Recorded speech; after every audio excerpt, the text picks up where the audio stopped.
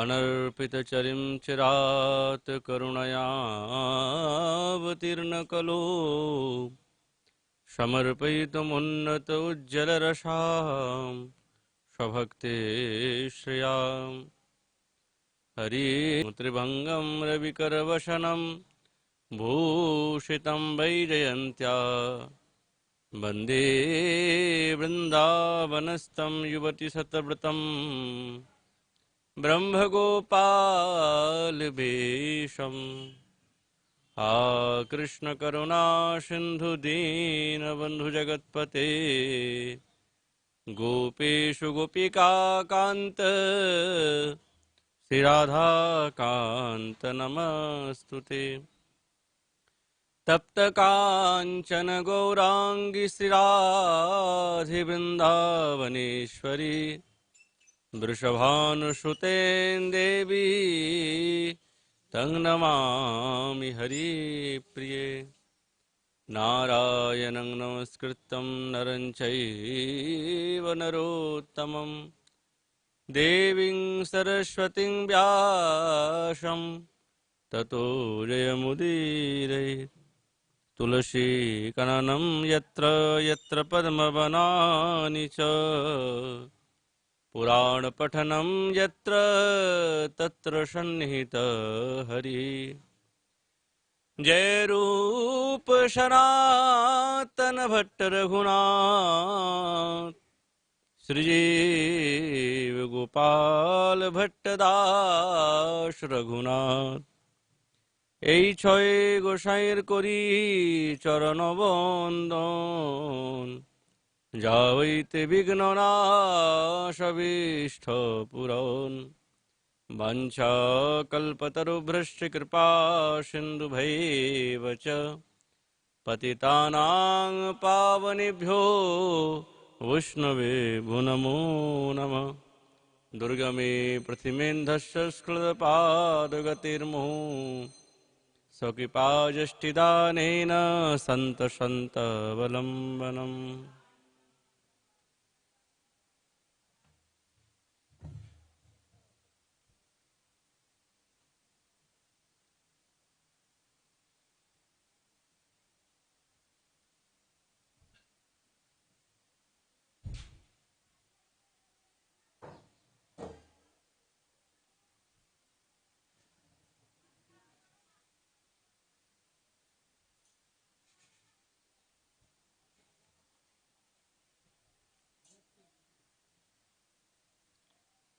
ওদের ঘুরে দেন পাখাটা ঘুরে দেন ওদিকে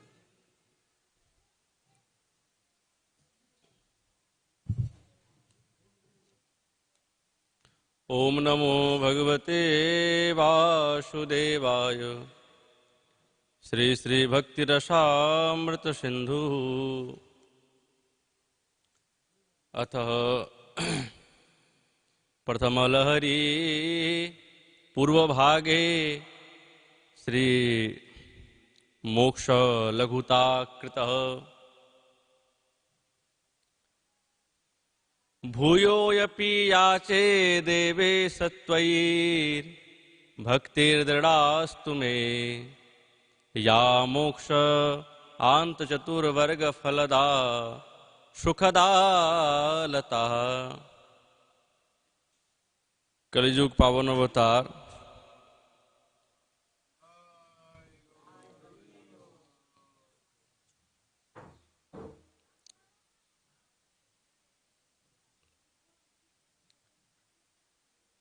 नदिया बिहारी लाल श्रीकृष्ण चैतन्य महाप्रभु तार अंतरंग प्रिय पार्षद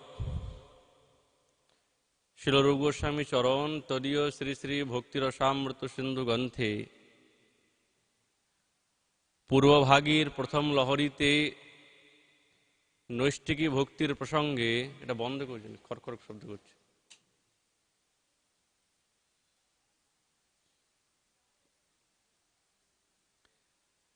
তিনি সেই নৈষ্টিকী ভক্তি বর্ণনা প্রসঙ্গে বর্ণনা করছেন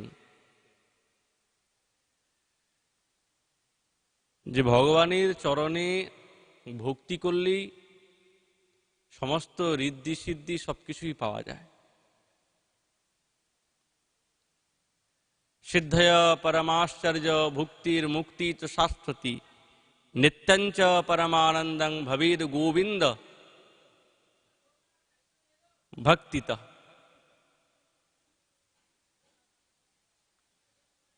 আচার্যগণ বলছেন যে ভগবানের চরণে আত্মনিবেদন করলেই এই সমস্ত বস্তুগুলো পাওয়া যায়, কিন্তু যারা ভগবানের চরণে ভক্তি করে তারা কি এই সমস্ত বস্তু কামনা করে? করে না। তার প্রমাণ হরিভক্তি সুখোদয়ের থেকে শ্লোক চয়ন করে সেরূপচরণ বর্ণনা করছেন। ভূয়ো অপি যাচে দেবেশ ত্বয়ি ভক্তি দৃঢ়াস্তু মে যা মোক্ষান্ত চতুর্বর্গ ফলদা সুখদা লতা। যখন সাক্ষাৎ প্রহ্লাদ মহারাজ নরসিংহ ভগবান যখন তার প্রণতি জ্ঞাপন দেখেই প্রসন্ন হয়ে গেলেন, তখন প্রহ্লাদ মহারাজ বলছেন, হে ভগবান, আমি কিন্তু কিছুই চাই না। বলো কি, তুমি কি চাও বলো, তুমি যা চাইবে আমি তোমাকে তাই দেব। বারবার বারবার যখন নৃসিংহদেব বর্ণনা করছেন, তখন প্রহ্লাদ মহারাজ করজোড়ে বলছেন, হে দেবেশ, আমি বারবার আপনার নিকটে যে সমস্ত যাচনা করছি সেটা আর কিছু না, সেই ভক্তিলতা সুখদা। সাক্ষাৎ ভগবানের দর্শনে যে আনন্দ দায়িনী এবং যেটা সাক্ষাৎ ধর্ম অর্থ কাম মোক্ষ সমস্ত ফলকে ত্যাগকারিণী, সেই ভক্তিলতা বীজ আমি আপনার চরণেতে বপন করতে চাই। এই ভক্তিলতাটা আমি অন্যত্র কোথাও বপন করতে চাই না। তাহলে দেখুন, এর দ্বারাই প্রমাণিত হলো যে আপনার চরণটাই হচ্ছে কেবলমাত্র একমাত্র সর্বসর্বা, যেখান থেকে ধর্ম অর্থ কাম মোক্ষ এইগুলো সবই অনায়াসে পাওয়া যায়। ওই জন্যে প্রহ্লাদ মহারাজ বলছেন যে আমি অন্যত্র কিন্তু আমার এই বীজটা বপন করতে চাই না, কেননা ভক্তির দ্বারাই কিন্তু এই সমস্ত বস্তুগুলো পাওয়া যায়। তার প্রমাণ তিনি দিয়েছেন, কিন্তু তার জন্য হৃদয়ের শুদ্ধতা এবং শুদ্ধতার প্রয়োজন। হৃদয়ের শুদ্ধতা যদি না থাকে তাহলে কিন্তু কিছুতেই সম্ভবপর হয় না। সাক্ষাৎ ভগবান বলছেন, অন্নম হি প্রাণিনাং প্রাণ আর্তানাং শরণং তু অহম ধর্মো বিত্তম নৃণাং প্রীত্য সন্তু অর্বাক বিভ্রতো শরণম। যেরকম প্রাণীগণের অন্নটা হচ্ছে প্রাণ, আর্তিগণের যারা রক্ষা পেতে চায়, যারা আর্তনাদ করছেন, রক্ষার জন্য বারবার আকাঙ্ক্ষা করছেন, তাদের কেবলমাত্র আমি একমাত্র শরণা। আমার শরণে আসলে তার সমস্ত আরতি দুঃখ থেকে আমি নিবারণ করি। আর ধর্মের জন্য বিত্তম নৃণাম, সেই রকম যারা শুদ্ধ ভক্ত এবং নৈষ্ঠিকী ভক্তি করতে চায়, ভগবান নিজে বলছেন, ভক্তি ইচ্ছুক যারা, এমন ব্যক্তি মাত্রেই সাধুগণেই একমাত্র ভক্তি, সাধুগণেতেই একমাত্র ভক্তি। কেন? তাদের দ্বারাই এই চিত্ত শুদ্ধতা এবং ভগবত প্রাপ্তিতা এবং ভগবত প্রেম লাভের একমাত্র উপায়। সেই সাধু ভিন্ন অন্য কোনো উপায়ে এই ভক্তি সিদ্ধি লাভ হয় না। ভগবান নিজে বলছেন, আমার দ্বারাই হবে না, বলছেন সাধুর দ্বারায়। আমার যে নিজজন, তাদের ছাড়া অন্য কোনো উপায় নেই যে এই ভক্তিটাকে সিদ্ধ করবে।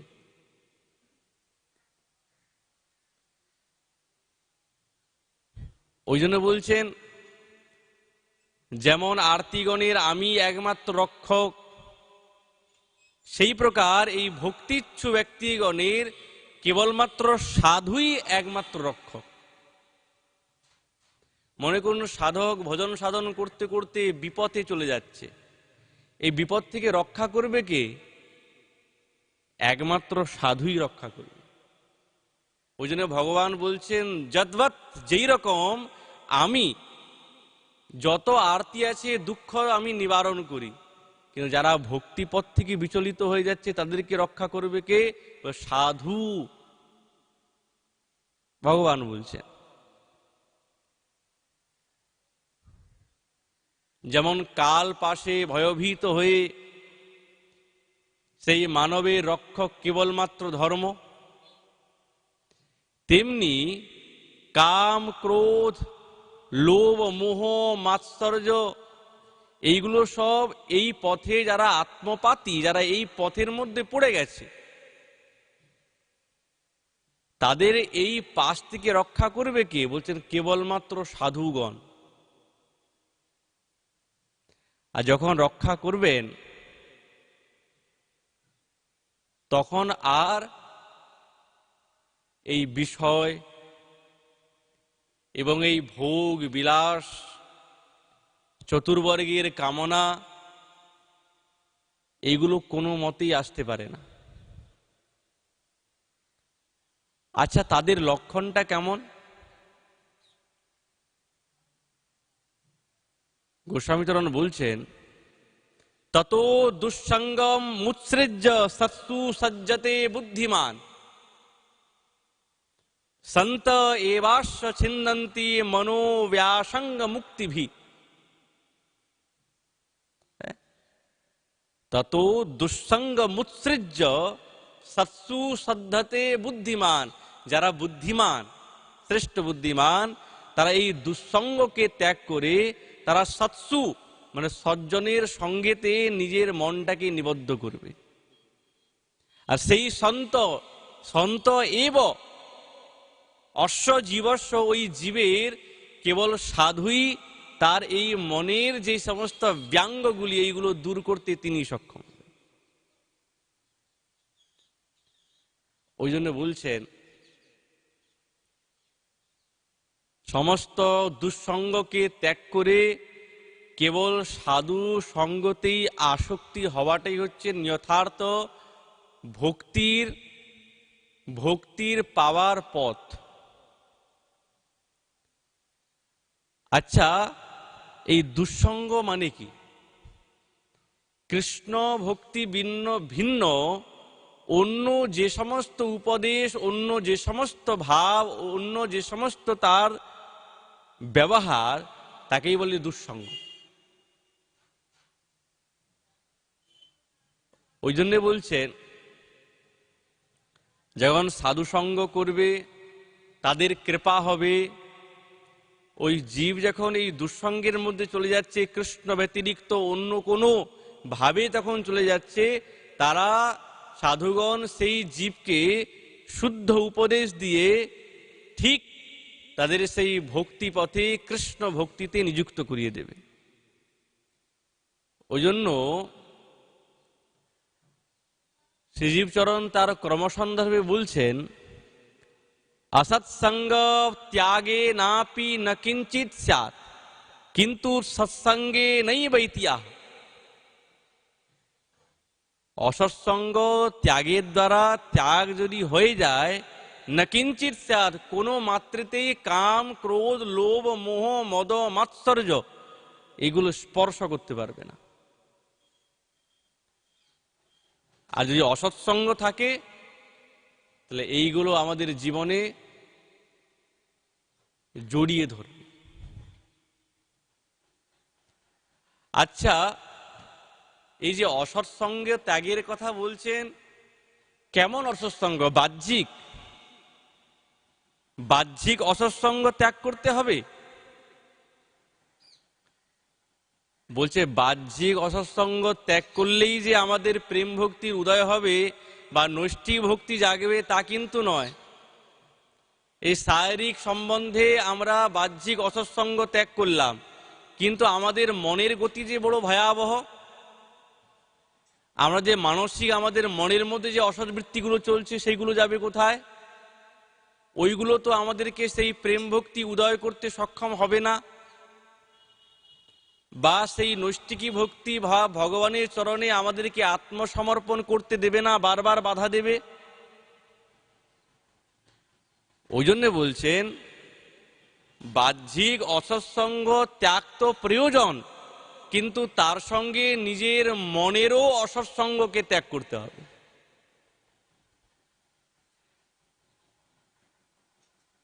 কেননা মনের যে একটা বিরুদ্ধা গন্ধ বিদ্যমান আছে, বিরুদ্ধ গন্ধ, মানে সবসময় বিপরীত চিন্তা করে, ওই বিরুদ্ধ গন্ধকে দূর করতে হবে, সুগন্ধ ছড়াতে হবে। ভক্তির সুগন্ধ, সৎসঙ্গীর সুগন্ধেতে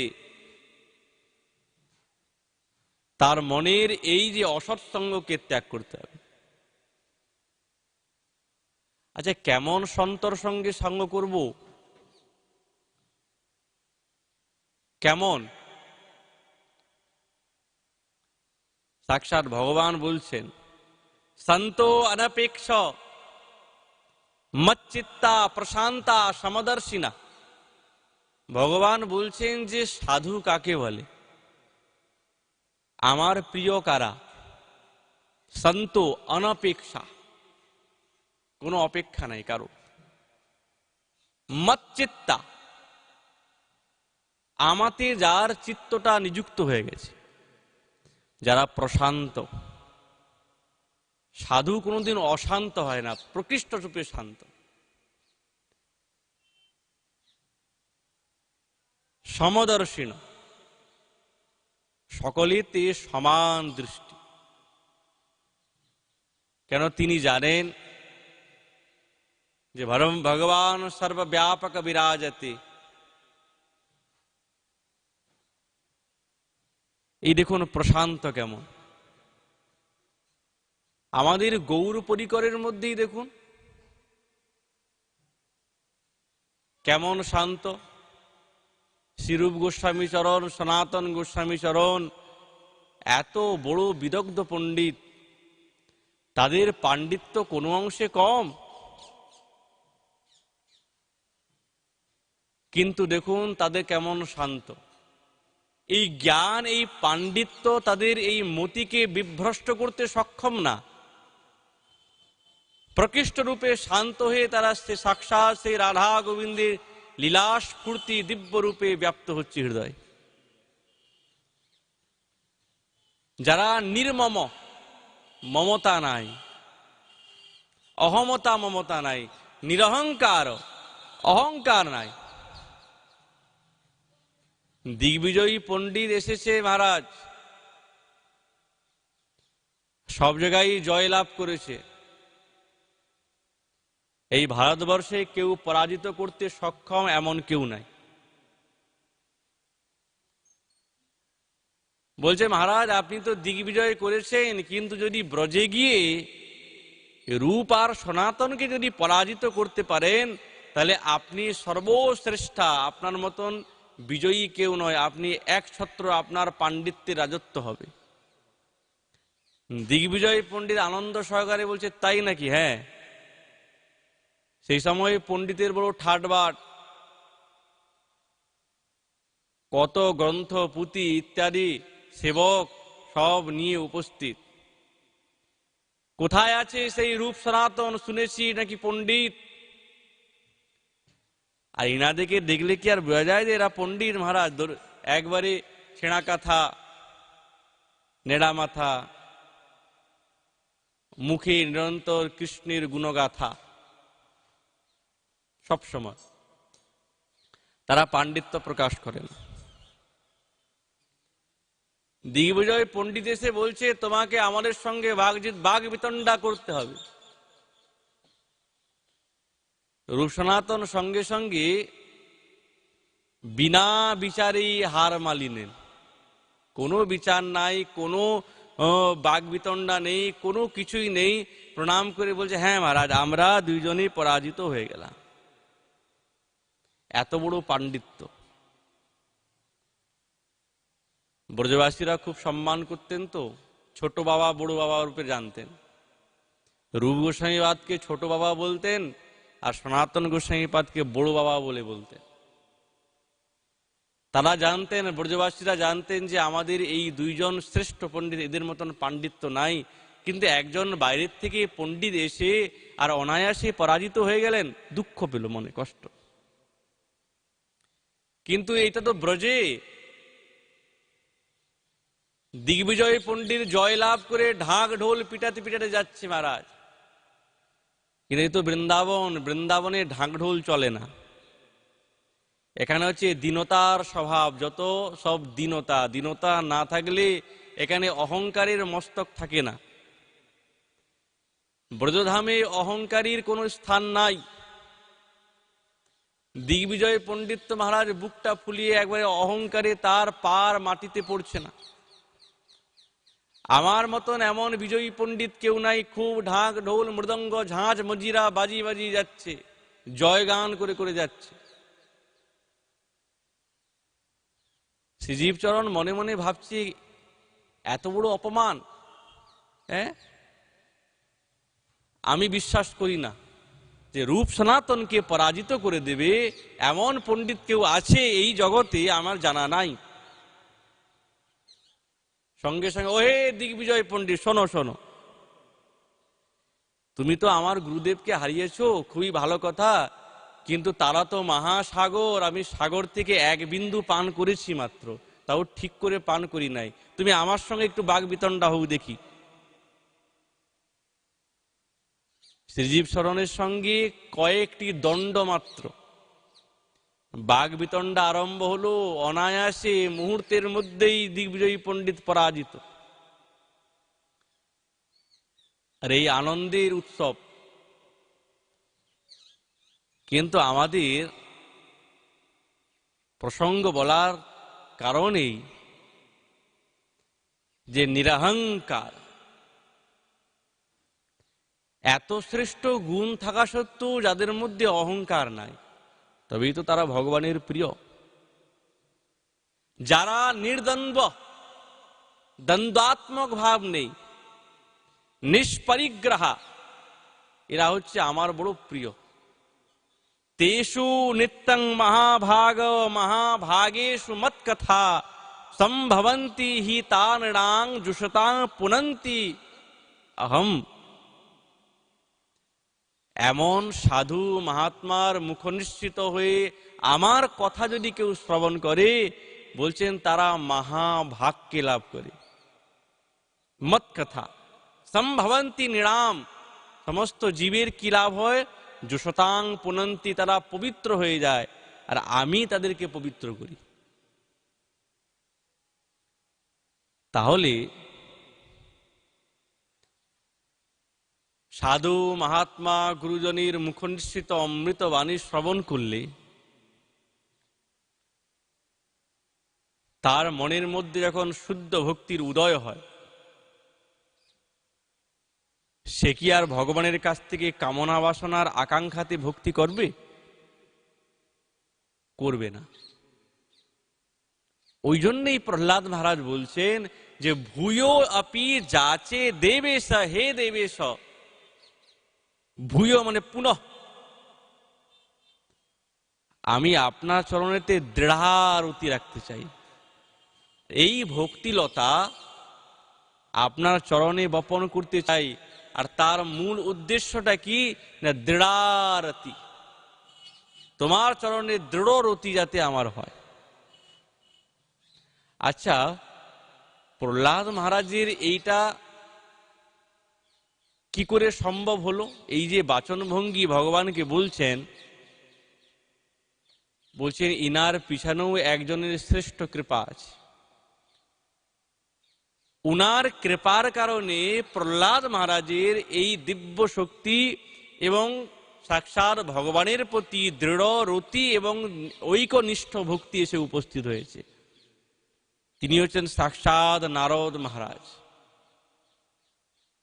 দেবর্ষি নারদের যদি কৃপা না হতো তাহলে প্রহ্লাদ মহারাজের কি এই ভাব সম্পাদন হতো? কোনোদিন হতো না।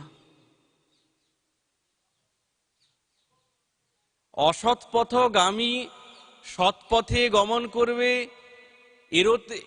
এর এই লক্ষণেও সাধুর কৃপা এবং সাধুর সঙ্গের প্রয়োজন।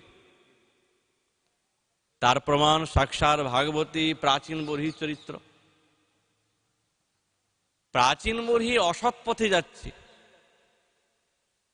কিন্তু দেখুন নারদ মুনি এসে তাকে, সেই সাধু তিনি এসে তাকে সৎ পথে গমন করলেন। না না, এটা ঠিক নয়, তুমি এই পথে চলো, এই পথে চললেই তোমার সর্বসিদ্ধি হবে, নচেত হবে না। ওই জন্য আমাদের আচার্যগণ বলছেন যে সাধু মাহান্তের কাছ থেকে মত কথা শ্রবণ করতে হবে, আমার কথা।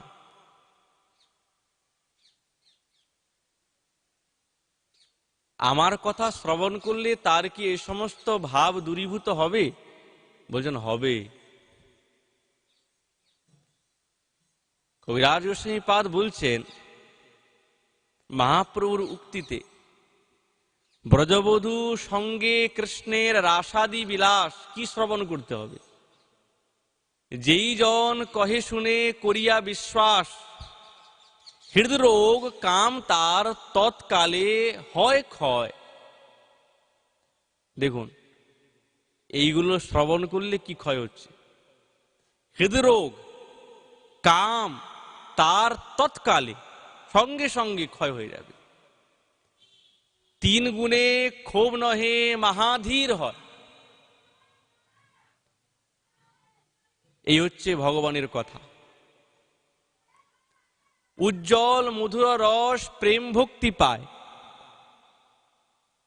আনন্দে কৃষ্ণ মাধুর্যে বিরহে বিহরে সদায়। যখন সে শ্রবণ করবে সঙ্গে সঙ্গে তার হৃদয়ে প্রেম ভক্তির উদয় হবে, আর আনন্দ সহকারে সাক্ষাৎ গোবিন্দের সেই মাধুর্য লীলাতে সে বিহার করতে তার সমর্থবান হবে। যে শুনে যে পড়ে তার ফল এতাদৃশী, সেই ভাবাবিষ্ট যেই সেবে অহর্নিশি, তার ফল কি কহিব কহনো না যায়। নিত্য সিদ্ধ সেই পায়, সিদ্ধ তার কায়। তাহলে দেখুন যে সাধু মাহাত্ম সত্য, সাধু কোন? সাক্ষাৎ ভগবান বলেছেন এমন সাধকের মুখনিশ্চিত হরিকথা শ্রবণ করলে চিত্তশুদ্ধি হবেই, হবে না কেন?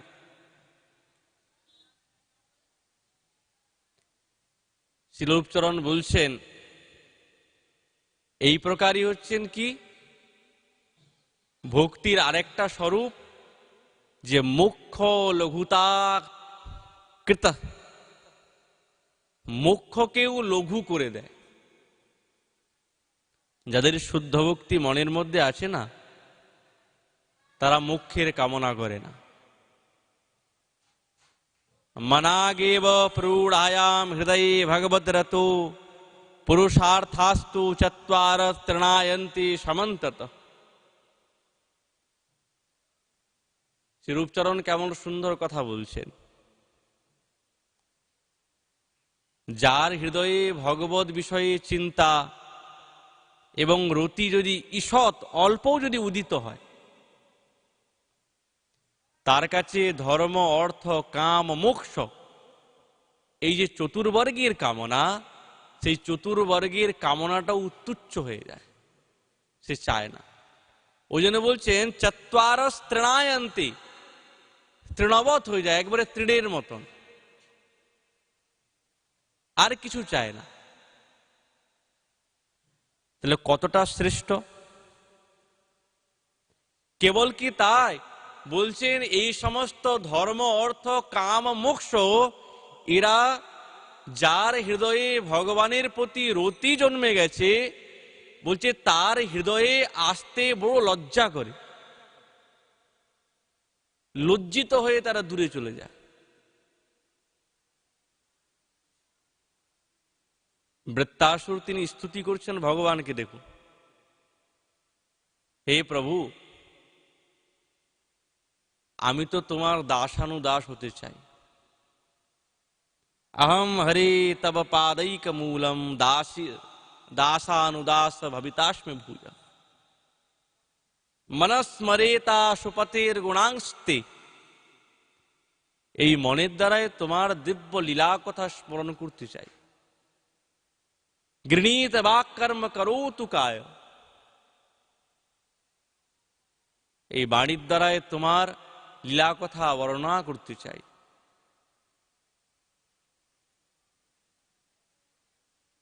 কিন্তু মহারাজ,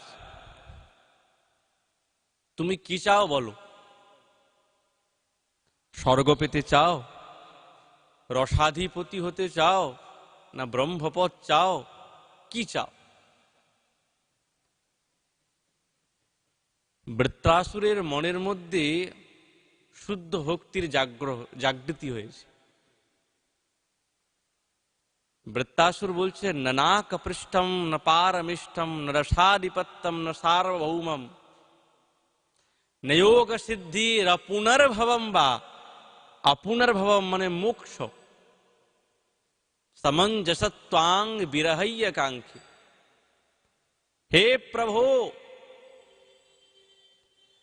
আমি তো কেবলমাত্র নত স্বর্গ চাই, ন রসাধিপতি হতে চাই, না সার্বভৌম পদ চাই, না আমি কোনো বিষয় সুখ চাই।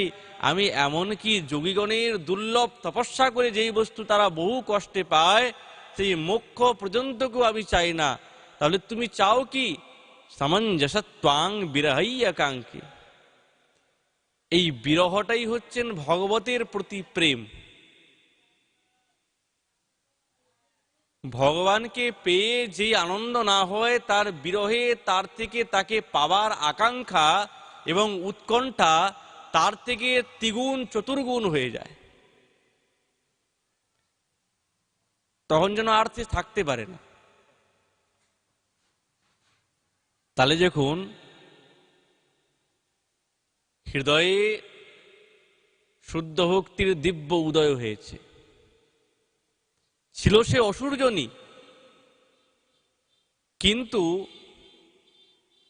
সাধু কৃপাতে তার হৃদয়ের মধ্যে এই ভক্তি উদয় হবার কারণে তার কাছে মোক্ষটাও তৃণায়ান্তে,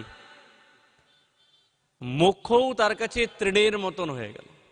না না, চাই না, ও সমস্ত চাই না, এই নিয়ে কি করব, আমি তো কেবলমাত্র আপনাকে চাই। হরি ভক্তির মহাদিব্যা সর্বা মুক্তাদি সিদ্ধয় ভুক্তয়শ্চাদ্ভূতস্তস্যাশ্চেটিকা বৎ অনুবর্তিতা।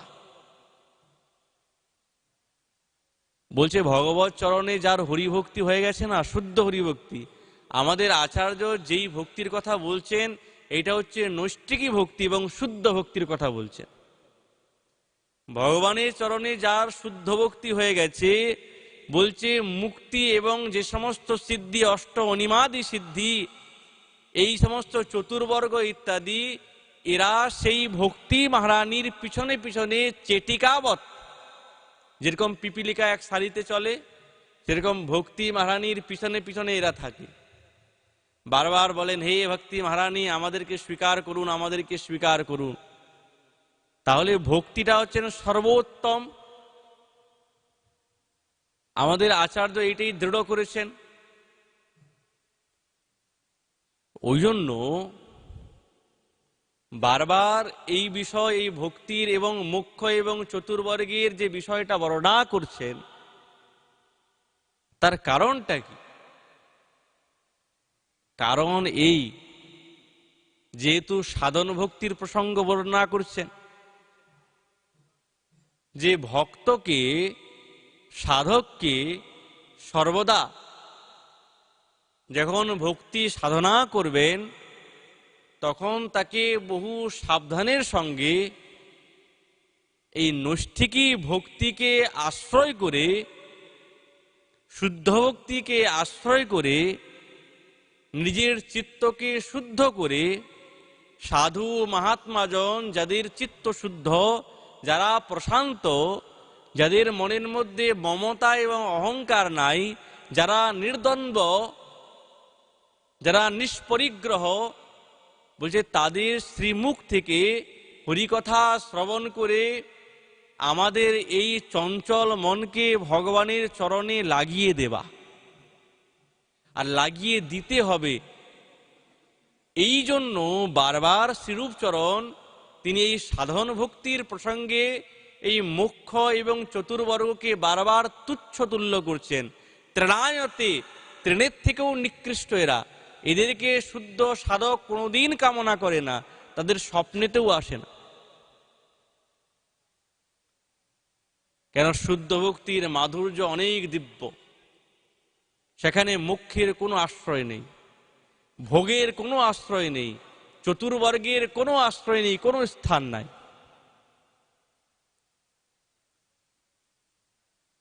ওই জন্য বলছেন পুরুষার্থাস্তু চত্বার তৃণায়ন্তে সমন্তত, এইগুলো তৃণের মতন হয়ে যায়।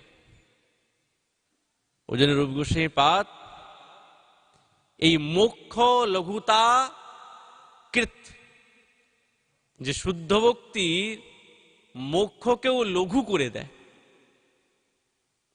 এই তিনি দিব্যরূপে প্রমাণ দিলেন।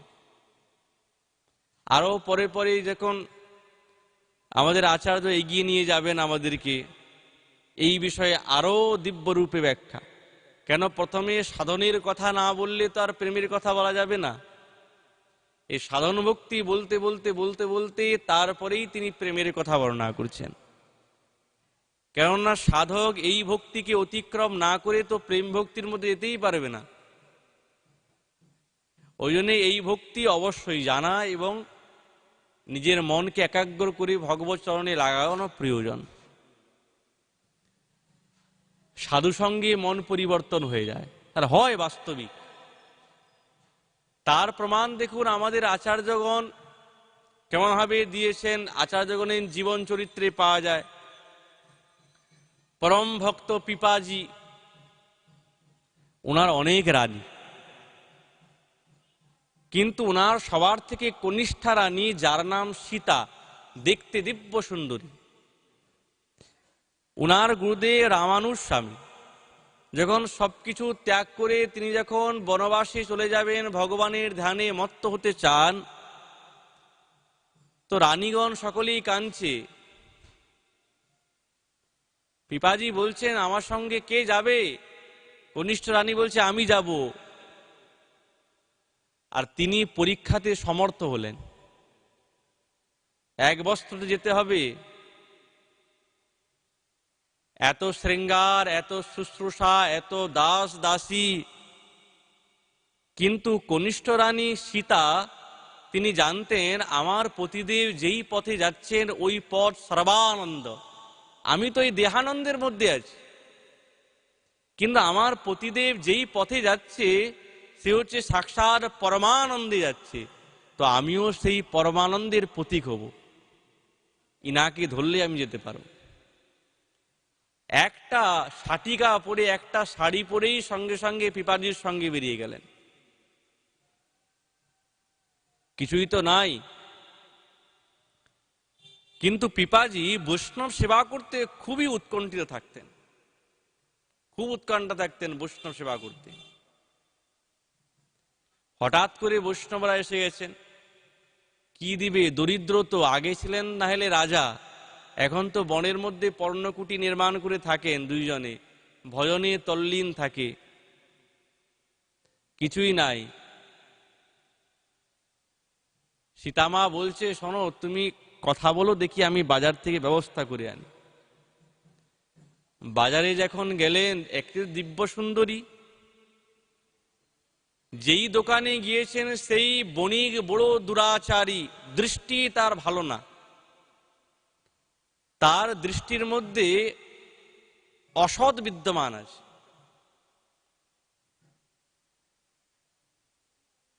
তুমি আমাকে কিছু বস্তু দেবে? বণিক বলছে হ্যাঁ হ্যাঁ দেবো, কেন দেব না, তুমি যা চাইবে তাই দেব, কিন্তু আমি জানি তোমার কাছে টাকা পয়সা তো কিছু নেই। বলছে না, টাকা পয়সা তো নেই, পরে তোমাকে দিব। তোমাকে টাকা পয়সা কিছু দিতে হবে না, তুমি সন্ধ্যাবেলা কিন্তু আসবে। এক মুহূর্ত বিবেচনা না করে সঙ্গে সঙ্গে বলছে হ্যাঁ হ্যাঁ অবশ্যই। সমস্ত বস্তু নিয়ে বৈষ্ণবকে সাধু সেবা দিবার জন্য সমস্ত বস্তু নিয়ে এসে উপস্থিত, রন্ধন ইত্যাদি করে সাধু সেবা করালেন। পিপাজি বলছে আমাদের কাছে তো এক নয়া পয়সা নেই, তুমি আনলে কি করে? সমস্ত বৃত্তান্ত বললেন। বণিকের কাছে পণ দাম রেখে আসছি, সন্ধ্যাবেলায় যেতে হবে। সীতার এই রকম ভাব দেখে পিপাজির মন বড় আনন্দিত হলো। বাহ, সাধু সেবাতে যে তোমার মন এ উৎকৃষ্ট, এতে আমি বড় প্রসন্ন। সন্ধ্যা হয়ে গেছে, ঝঞ্ঝাওয়াতে মেঘ, বিদ্যুৎ চমকাচ্ছে, বৃষ্টি হচ্ছে ভয়ানক। পিপাজি বলছে দেখো সময় হয়ে গেছে, তোমাকে তো যেতে হবে, শৃঙ্গার করো। খুব সুন্দরভাবে শৃঙ্গার করেছেন। কেমন পতিদেব আর কেমন তার রানী, আর কেমন তাদের সেবা। সুন্দর শৃঙ্গার করেছেন, বসেছেন, সন্ধ্যায় যেতে হবে, বণিককে পণ দিয়ে এসছে। তুমি তো যাবে, কিন্তু তোমার শৃঙ্গার তো নষ্ট হয়ে যাবে তুমি যদি যাও। চলো তুমি আমার কাঁধে বসো, তোমাকে নিয়ে যাও। কি ভাব বলুন। সীতাকে কাঁধের মধ্যে, নিজের অর্ধাঙ্গিনীকে কাঁধের মধ্যে নিয়ে সেই বণিকের ঘরের দ্বারে চলে উপস্থিত হয়ে গেলেন। পিপাজি বৃষ্টিতে ঝঞ্ঝাবাতে দাঁড়িয়ে আছেন, ভিজছেন। সীতাকে ভিতরে যাও, তুমি যাও। আর যখনই তিনি সেই বণিকের দ্বারের মধ্যে প্রবেশ করলেন, সেই অসৎ প্রবৃত্তি বণিক তিনি যখন সেই মা সীতার চরণের দিকে তাকালেন, সঙ্গে সঙ্গে তার ভাব অসৎ বৃত্তি ওই দর্শন করা মাত্রে সঙ্গে সঙ্গে কোথায় যে বিলুপ্ত হয়ে গেল সে নিজেও জানে না। সঙ্গে সঙ্গে চরণটা দেখে টপ টপ করে চোখের জল বয়ে যাচ্ছে। সঙ্গে সঙ্গে সম্বোধন হচ্ছে, মা তুমি এত ঝঞ্ঝাবাতে বৃষ্টিতে কি করে আসলে? বলছে আমার পতিদেব আমাকে কাঁধের মধ্যে করে নিয়ে এসছেন, তিনি বাইরে দাঁড়িয়ে আছেন। এই কথা শোনা মাত্রে সঙ্গে সঙ্গে সাষ্টাঙ্গে প্রণাম করে বলছে আমার বড় ভুল হয়ে গেছে, আমি বড় অপরাধী। দৌড়ে যখন বাইরে এসেছেন না, পিপাজিকে প্রণাম করছেন। জানতেন, নাম শুনেছেন, কিন্তু আজ সাক্ষাৎকার হয়ে গেছে। এমন মহাপুরুষের দর্শন করা মাত্রেই স্থির থাকতে পারছে না। পিপাজি বলছেন আরে তুমি ভয় পেও না, তুমি ভয় পাচ্ছ, তুমি যেই কাজের জন্য এসেছো তোমার কোনো ভয় নেই, তুমি যাও তোমার নিজের কার্য সম্পূর্ণ করো। এই কথা যখন পিপাজি বলছেন না, যেন বুকের মধ্যে কেউ যেন ছুরাঘাত যেন বারবার বুকের মধ্যে এই ছুরাটাকে বারবার ভেদ করছে, স্থির থাকতে পারছে না। বলছেন মহারাজ আপনার এই কথা শুনে আমার মনে হচ্ছে পৃথিবী এখনই বিস্ফোট ঘটুক, আমি সেই পৃথিবীর মধ্যে প্রবেশ করে প্রাণ ত্যাগ করতে চাই। দেখুন, সাধু সঙ্গেতে অসৎ বৃত্তি, মনের মধ্যে ভোগ বিলাসের কামনা এক মুহূর্তের মধ্যে চলে গেল। কিন্তু কেমন সাধু হওয়া চাই মহারাজ? এই পিপাজির মতন সাধু হওয়া চাই। আর সাধুর লক্ষণ সাক্ষাৎ ভগবান বলেছেন, আমাদের মুখের কথাতে সাধুর লক্ষণ তৈরি হবে না। সাক্ষাৎ ভগবান বলেছেন প্রশান্ত বিমন্নব, আমার ভাব সকলেতে আছে, নিরহংকার নির্মম নির্দ্বন্দ্ব, তারাই হচ্ছেন সাধু। এমন সাধকের, এমন মহাজনের দর্শনে অসরবৃত্তি চলে যাবে, মোক্ষের কামনা তো দূরের কথা, প্রেমের উদয় হবে। আর হবেই মহারাজ, বাস্তবিক হবে। ওই জন্য বলছেন কি, এই সমস্ত শুদ্ধ ভক্তির লক্ষণ সাধু কৃপার দ্বারায় লাভ হয়, সাধু দর্শন, সাধু মুখনিশ্চিত কথার দ্বারায় লাভ। সাধকের এই সাধন পথেই যেতে হবে। শ্রীরূপচরণ এইরকম দিব্য রূপে ব্যাখ্যা করছেন। এই বলে আমাদের ভাগবতী কথা এইখানেই বিশ্রাম। মহাপ্রভু কৃপা হলে আগামীকাল আবার এই বিষয়ে আলোচনা হবে। নিতাই গৌর হরি বল।